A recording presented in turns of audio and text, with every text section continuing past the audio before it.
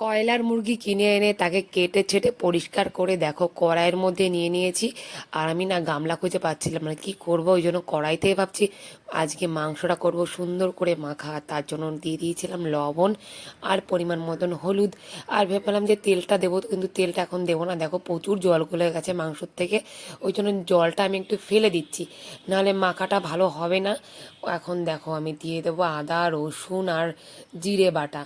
আর এরপর আমি দিয়ে দেবো তেল। তো তেলটা না একটু পরে পরেই দিচ্ছি, কারণ ভালো করে মেখে নিয়ে তারপরে তেলটা দিয়ে আবার মাখবো। এখন দিয়ে দিচ্ছি একটু তেল। তো তেল বেশি দিলে হবে না, কারণ অল্প একটু তেল দেবো। আর কালকে তো মশলা আরও দিয়ে কষিয়ে নিয়ে তার মধ্যে তো রান্না হবে, ওই জন্য আমি কিছুটা পরিমাণ অল্প একটু মেখে রাখছি। আর এখন রাত্রেবেলা মাংস এনেছি, সেই জন্য আর রাত্রেবেলা রান্না করব না, পরিষ্কার করে সুন্দর করে একটু মশলা মেখে রেখে দিচ্ছি। আর যারা যারা রাত্রে মাংস এনে পরের দিন সকালে করবে, তারা একটু মাংসটা মেখে রাখবে, ম্যারিনেট করে রাখবে, তাহলে খুব ভালো হবে।